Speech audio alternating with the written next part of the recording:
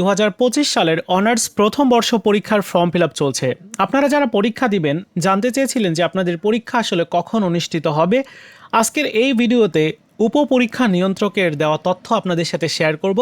পরীক্ষা কত তারিখ থেকে শুরু হবে, পরীক্ষার রুটিন কবে আসবে, সব কিছুই আপনারা জানতে পারবেন। চলুন শুরু করা যাক।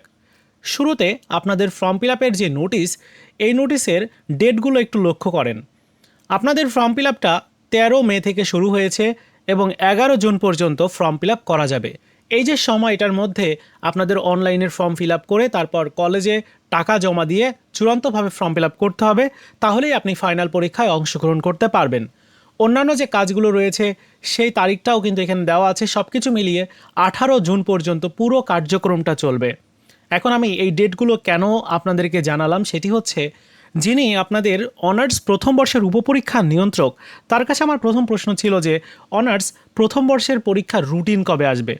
তিনি জানিয়েছেন যে ফর্ম ফিল আপ শেষ করার পর আমরা 3 থেকে 5 কর্মদিবসের মধ্যেই রুটিন পাবলিশ করে দিব। সো আপনাদের আমি ধরে নিচ্ছি সর্বোচ্চ 7 কর্মদিবসের মধ্যে রুটিন দিবে।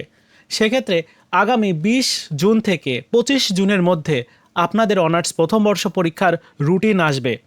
পরীক্ষা কবে থেকে শুরু হবে সেই বিষয়ে তিনি বলেছেন যে আমি আসলে ডেটস বলতে পারবো না, তবে গত বছর মানে 2024-এর পরীক্ষা যে সময়টাতে অনুষ্ঠিত হয়েছে তার থেকে 1 মাস পরীক্ষা এগিয়ে আসবে।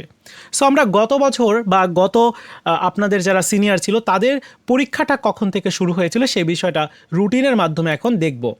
এটা ছিল 2024 সালের অনার্স প্রথম বর্ষ পরীক্ষার সময়সূচি।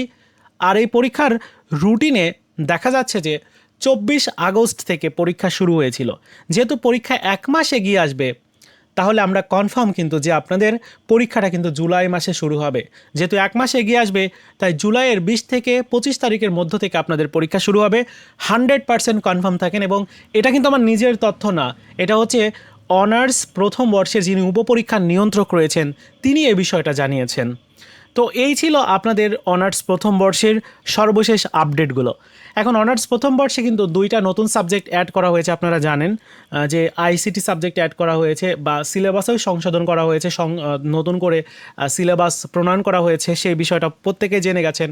সো সাজেশান বা আপনাদের পড়াশোনাটা কিন্তু ওইভাবেই করতে হয়। পরীক্ষা কিন্তু খুব কঠিন হবে পরীক্ষা, কারণ সিলেবাস সংস্কার করা হয়েছে, নতুন অধ্যায় অ্যাড করা হয়েছে। আগে কি হতো, বোর্ড প্রশ্ন অ্যানালাইসিস করলেই কিন্তু ওই বোর্ড প্রশ্নগুলো দেখা যেত যে 30 থেকে 40%, অনেক সময় 50 থেকে 60% পর্যন্ত কমন আসতো। কিন্তু এবার আর ওরকম হবে না, এবার নতুন প্রশ্ন হবে পরীক্ষার প্রশ্নে। তাই যারা পড়াশোনা করবেন আপনাদের কিন্তু পাশ করার সম্ভাবনাটা বেশি, আর যারা পড়াশোনা করবেন না তাদের আর সম্ভাবনা নাই। সো এই ছিল আজকের মতো ভিডিও। দেখা হচ্ছে নতুন ভিডিওতে। ভালো থাকুন সবাই, ধন্যবাদ।